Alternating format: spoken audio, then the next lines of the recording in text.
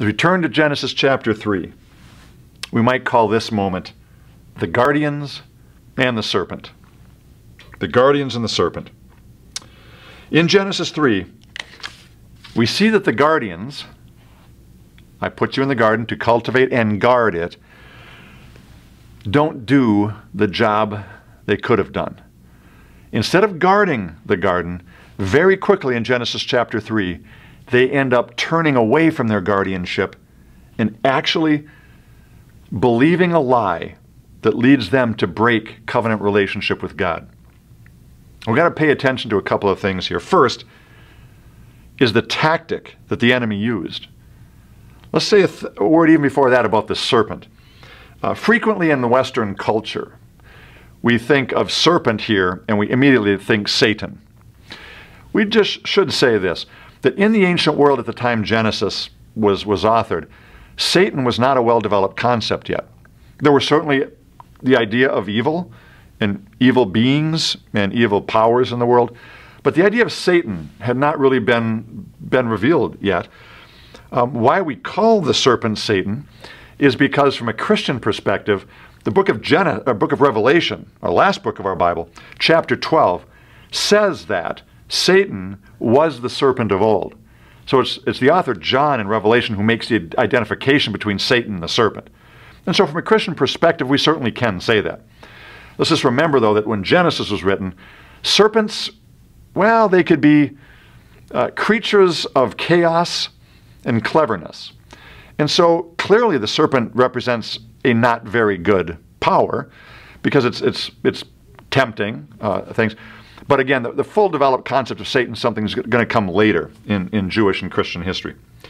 But we already see the kind of tactics the serpent uses is exactly reflected in the tactics of temptation that Satan will use in the New Testament. Let's notice the strategy here. It's a brilliant strategy. And it's one that's worked so well for the enemy that he's really never had to come up with plan B. Plan A has always been a three-part strategy of lies. Just a strategic pattern of lies that gets human beings to break relationship with God, others, themselves, and creation. It goes like this. The first lie, and it always starts here, is you got to tell a lie about God. They're in covenant with God, they're trusting God, and there's no way they're going to break that covenant with God until they lose trust in Him. And so the enemy comes along, and he doesn't tell a lie. That's fascinating. In fact, all he does is ask a question. Interesting, when Jesus is tempted by Satan in the wilderness, years later, Satan also begins with a sort of a question. If you're the Son of God, are you really the Son of God? Right? Satan loves to use questions that seem so innocuous, so, they're just a question. And yet wrapped in that question is death. Because within these types of questions are the seeds of ideas that once they germinate in our minds, they lead to mistrust of Yahweh God. So the question is, has God said not to eat of the fruit of the knowledge of good and evil? And Eve responds and says, yeah, we're not supposed to eat of it. She actually adds, or touch it. Now God hadn't said anything about touching. So already you've got this interesting question of, did Adam communicate clearly to Eve what the commandment was? Because remember in Genesis, the context of the actual narrative, only Adam hears about the prohibition, and now Eve knows about it. So apparently Adam, passed this on to Eve. And there's been a lot of rabbinic debate by Jewish rabbis about what this means, that Eve didn't quite get the commandment right, and was it Adam's fault for misleading her and not clearly communicating? Interesting questions. But the point of this temptation is that the enemy plants a seed of doubt about God's character, because he goes on to say this. When she says, we're not supposed to eat of it lest we die, serpent said, oh, no. You're not going to die. God knows that if you eat of this tree, you'll be just like him, knowing both good and evil. Again, that phrase, having the power, the authority to decide for yourself what's good or evil. You don't have to trust God for that. You can be like God, creating your own kingdom with your own set of laws.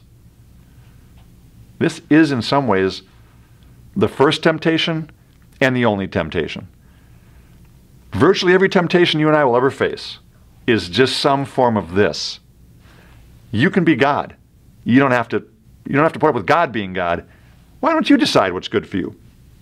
Be your own God. And as soon as that seed of doubt is planted, the enemy then follows up with it by also attaching two other lies, right? So he's lying about God's character. You can't trust God. Enemy actually says, the serpent actually says, for God knows that if you eat of it, you'll become like him. In other words, he paints this picture of God as being threatened by us, like God wanting to keep us down, keep us in our place. Not a God of love who wants to have us flourish, but a God who wants to oppress and keep us down. Enemy lies about who the true God is. And then he tells a lie about us. He says, you could actually be God instead. Lies about God, then lies about us. And finally, he lies about something in creation. These are the three-part lie. God, us, creation. He goes back to that fruit and says, that's all you need to make you God. Right? Don't trust God. You can be God, but you need something to get there. And that something is something in the created world. Something in the creation that God has given as a gift could actually be your ticket to becoming God. In other words, whatever this thing is, in this case the fruit, becomes an idol. And it says that they looked at that fruit with new eyes, and they saw that it was good, and they eventually ate of it. And this temptation, this pattern has been going on as long as humans have existed. You can't trust God. You can be God. Here's something in the world that will get you there. And it could be anything. Doesn't matter. It could be the idolatry of some person, of money, of fame, of sex. I mean, the list goes on and on. It doesn't matter. As long as the enemy can get us to believe we can't trust God, we can be God, and something the enemy can show us in the created order can get us there. Idolatry. And that pattern takes our first parents and causes them to grasp for that thing, to reject God in the process, and to try to become their own lawgivers. And in doing so, they break that one term. Don't eat of the fruit of the knowledge. Don't try to be God. When they do, they break that covenant relationship with God. And the whole rest of this chapter, we hear about that eating of the fruit in verse 6. In verse 7 onward, what we see is just the tragic results of this broken covenant relationship. Every one of the four directions of love, loving God, loving others, loving self, loving creation, all four of those are broken because of this decision to reject God and become our own God, which, of course, we cannot do. When we try to become God, we end up inviting death into our lives. Here's how the text works. It says, as soon as they ate from the fruit of that knowledge of fruit of the tree, tried to be God, become their own lawgivers, immediately it says their eyes were opened, and they knew they were naked, and they hid themselves among the trees and sewed pathetic little fig leaf garments to try to cover their nakedness. In other words, the very first effect that we hear of the fall is not something about God, and we'll hear about God in the second event in a minute. The first thing we're told, the first effect, had to do with them. They did something to themselves. In rebelling against God, their eyes became opened, and they knew they were naked, and they became deeply ashamed. In other words, that beautiful state of naked and not ashamed became naked and very ashamed. Broken relationship with God always invites shame into our lives, because once we become God, or try to be, we quickly realize we're not God. We see the defectiveness of what we are apart from our life source. And now shame is permeating all of humanity. I deal with it, you deal with it, we all deal with this brokenness that's invited into the world from this first broken covenant. It's almost as if before they broke this covenant with God, it's almost as if their eyes, the eyes of their heart, you might say, were so focused on God and others that they were just so at peace with themselves that there wasn't much attention to themselves. They loved themselves, but the love was in giving away themselves to God and others, and God to them. Perfect harmony. But as soon as this rebellious moment happens, it's as if their attention, their outward focus on God and others immediately got sucked back into them, almost like this black hole opens up in their hearts, and their attention, which was so focused on love, now becomes wrapped back into themselves, and all they can see is themselves. Not through the lens of God and His love any longer, but now through the lens of shame and brokenness, lack of relationship, what we don't have trying to be God. And that shame factor just begins to just permeate our sense of self after this. The second thing we hear is that God, and this is so important, God comes to look for them to have His walk in the cool of the day. God still pursues them even though they've broken covenant with Him. We often have this idea that when we sin, it's God who takes off, turns His back, wants nothing to do with us until we clean our act up. Quite the opposite in this story. We see that they're the ones running and hiding from God, while God is coming to pursue them for His walk in the cool of the day. This is our God. Our God refuses to give up on us, even when we hide and run from Him. Now, when He finally finds them, God enters into conversation. What's happened? Who told you that you were naked? Have you eaten from this fruit which I told you not to? He asks the man that question, and the man says, and this is the first moment of blame shifting on planet Earth, the man says, the woman that you gave me, it was her fault. She gave me the fruit and caused me to eat it. Of course, the woman didn't cause anything. Adam made his choice. So God turns to the woman, says, what have you done? And she says, well, it's the serpent. Second case of blame shifting. It's the serpent who caused me to eat. He tempted me. And God looks at the serpent, and we don't hear in the text the serpent saying anything, but I could imagine nothing but a grin, an evil grin, as God looks at this creature and this tempter, who for the rest of history we hear about the enemy as the tempter, the one who tries to lure us away from covenant with God and others. And God proclaims to this serpent that, well, He says, from this day forward you'll go on the ground on your belly, dust you shall eat.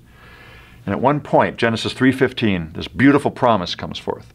He says to the serpent that your seed, your kingdom, will be at war with the woman's kingdom, prophesying, of course, ultimately the kingdom of Jesus coming to defeat the kingdom of darkness. He said, your seed and her seed will be at war. And although you will bruise him on the heel, he will bruise your head. A beautiful promise that while the enemy will do damage to Jesus, ultimately taking his life, Jesus' life will be returned to him in the resurrection, and Jesus' death and resurrection together will actually dominate and extinguish finally the kingdom of darkness. So it's this, as soon as we break covenant, what is God doing? He's not rejecting us. He's not turning his back on us. He's running after us to give us a promise of salvation. That's our God. This is the God of love. He also says to the woman, your pain in childbirth will be multiplied. Yet you will have still have a desire for your husband, but he's going to rule over you. And we got to be really careful with this text. It's been, I think, very inappropriately interpreted and used through human history against women. What does it mean to me have pain multiplied in childbirth? It's not simply saying, let there be epidurals or something. This is more than just the kind of pain you and I are aware of probably in our culture. Let's remember, in the ancient world, childbirth was often caught up with either the death of the mother, the death of the child, or the death of both of them. Right? The process of giving birth before modern medical techniques was a very risky proposition. And so I think what God's really saying here, in a sort of a summary form, is that the very process that was meant to bring forth life, birth, is actually going to be caught up with the processes of death now, pain and death. What we start seeing in each of these episodes, the results of the fall, is a thing that God meant for good, because of their choice, is now going to produce pain and brokenness and evil. Now, he says then, finally to the woman, yet your desire shall be for your husband, but he shall rule over you. There's been a lot of discussion about what that means. Through many centuries, a lot of husbands have been very thankful for that verse, to remind their wives that they're supposed to be the ruler. But let's remember, this is a curse text, right? This is not God saying how he wants the world to be. This is God simply speaking prophetically, one might say, about how the world will now go because of the brokenness of sin, because of the covenant destruction. Interesting that word desire is used in the very next chapter, Genesis 4, verse 7, same Hebrew word, and it's translated there as desire, but clearly it means, in context, the desire to have power over. So when you use that meaning, desire to have power over, now it makes sense what God's saying to the man and the woman. He's saying to the woman, you'll desire to have power over your husband, but he's going to have power over you. In other words, the relationship, the marital covenant that we just saw in chapter 2, that was supposed to be mutually loving, is now going to be one of a power struggle. Each person trying to dominate and have power over each other. The exact opposite of a loving, self-giving relationship. So once again, God's just saying out loud what's going to happen of broken relationship for this couple. Finally, the last thing we hear is he turns to the man and lets the man know that even their relationship to creation is going to be damaged. He says to the man, from this point forward, by the sweat of your brow, you will bring forth food. You'll work the ground in toil. It's not going to, the ground's not going to easily give you its fruit. Now it's going to be a struggle. And ultimately, from this ground you came, and to this ground you shall return. Now death is part of the human equation. So when you look at that text, Genesis 3, 7, all the way to the end of the chapter, it's just God explaining to them, I would imagine with pain in his voice, what they've done to destroy this relationship.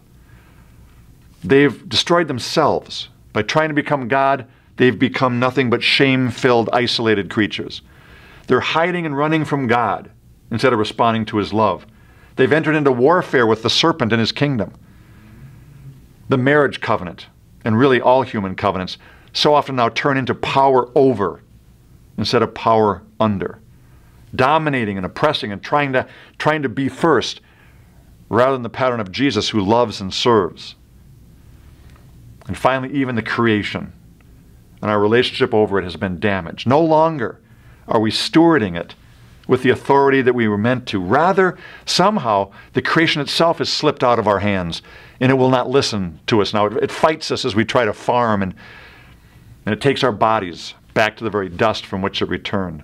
Interestingly, we'll see in the New Testament that when Jesus enters his ministry and begins to come against the powers of darkness, Jesus says that the earth, the cosmos, has come under the power of Satan.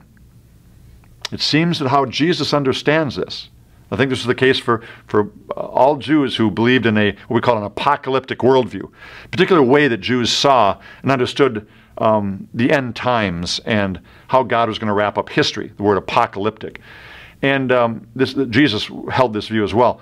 And it's as if Jesus sees that what happened at the fall was that in the garden, God had given the creation to the first humans to steward it. But when they broke covenant with God, they handed the creation over to the enemy. God entrusted the creation to them. They said no thank you by handing it to the enemy. Now, they didn't realize they were doing that. They thought they were going to be God. But what they did instead is by trying to become God, they broke relationship with the true God and placed themselves under the power of the original covenant breaker, Satan himself.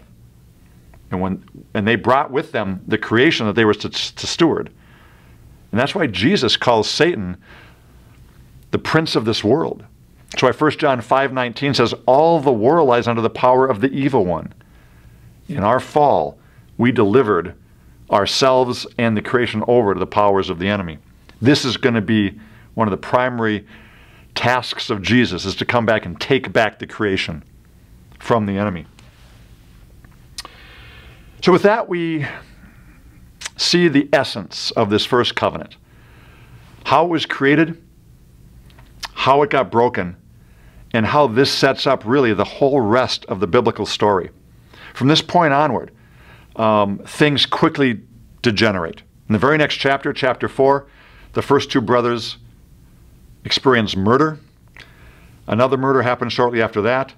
And by chapter 6 of Genesis, just 6 chapters into the Bible, we're told that there's so much violence in the world now that God weeps and regrets the fact of having even made humanity.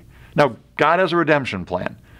As soon as we hear those words, God's already at work with a man named Noah to bring redemption about. But in that verse, we hear the pain of God as he looks over what was supposed to be this beautiful garden of love relationship, and all it's become is selfish, violent, non-imaging people. People who, if they're imaging anything, are imaging the serpent, not the God of love. We'll come back to Noah's covenant in a minute.